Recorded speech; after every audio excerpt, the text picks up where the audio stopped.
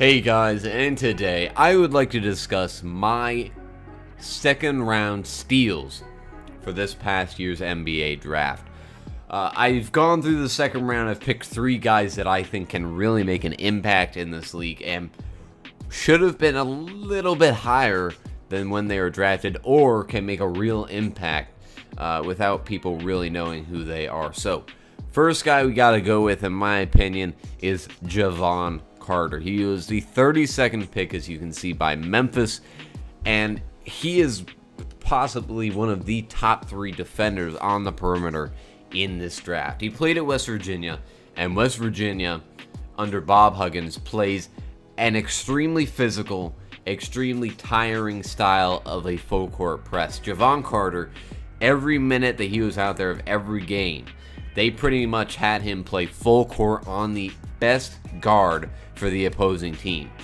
He was a lockdown defender for West Virginia this past year. He was in the top 10, I believe, in the NCAA in steals, and he held opponents to a very, very low field goal percentage when they went up against him. He was a fantastic defender at West Virginia.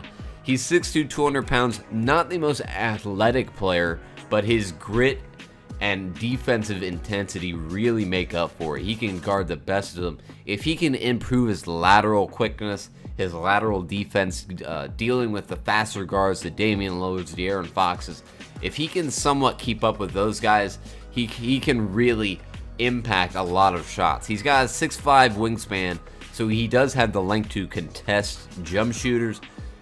But his ability to pick up, I mean, even in Summer League, watching him in Summer League with Jaren Jackson, Javon Carter picks up the opposing guard from the inbound all the way out the other end of the court. It is unbelievable that every single play, he is guarding the best guard 90 feet plus. Based on the fit with the Memphis Grizzlies, I sort of like that. If Mike Conley is coming back, which supposedly he is, that'll really help Javon Carter develop his offensive game. Javon Carter can improve his defense a little bit, and he should be good. But if he learns, and Mike Conley really helps Javon Carter develop his outside shooting, his ball handling, I could see Javon Carter as a really good 3-and-D player for the Memphis Grizzlies. He embodies what the Grizzlies are all about. They're all about the grit and the grind. The Zach Randolph, the Marcus All post up, Mike Conley, a really pest defensive guard out there for the Memphis Grizzlies. I think Javon Carter could turn into a really good 3-and-D player for Memphis.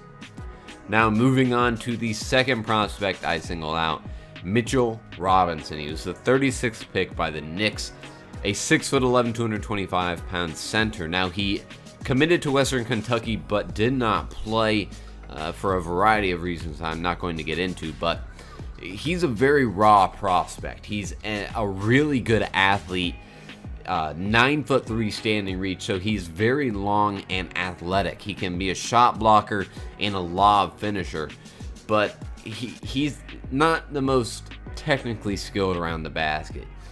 He has a post-up move or two that he can go to, but he's really looking to get involved in the pick and roll, bring those centers out to the three-point line, and then be able to dive in and cut and get some lobs in transition. He can, especially under Enes Kanter, who's the starting center for the Knicks, he can really develop his low post game and his mid-range game, which centers in the league now, it's almost a necessity to have if you're not a dominant shot blocker in the NBA. I could see him being a version of Rudy Gobert, a really athletic defensive monster, not as long as him, but could still be a real impact player on the defensive end. He could pair up pretty well with Kristaps Porzingis if he could develop that far. And now the final prospect, the third prospect I nailed out in the second round, who I really like, is Sviatoslav Mikhailuk. I'm just going to call him SM. SM, I think most people recognize him from his years at Kansas. He was a 4-year player at Kansas, so he's been under a great coach in Bill Self, and he is a really, really smart player. Dynamic three-point shooter. Very long, 6'5" wingspan, 6'8" himself. He's a very long, lanky shooting guard who can really stroke the ball if he needs to. At Kansas, he was a pretty good on-ball defender, and if he can improve that, he could really fit in well with this Los Angeles Laker team, trying to gain his way into some minutes. I think his playmaking is a little underrated. He was a very good off the ball, off the pick and roll playmaker for Kansas, finding as Idibuke, or I'm sorry if I'm mispronouncing his name, but the center for Kansas, he could really find him cutting off of pick and rolls for lobs. So I think he's an underrated playmaker and could be a pretty good scoring option coming off of the bench for the Los Angeles Lakers.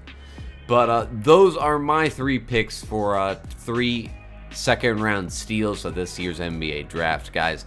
I just got my new computer. I'm actually going to be putting out a video very soon detailing all the new specs and all the things that are going to come soon for this channel. But guys, let me know what your second-round steals were in the comment section below. Thank you all for watching, and I'll see you in the next video.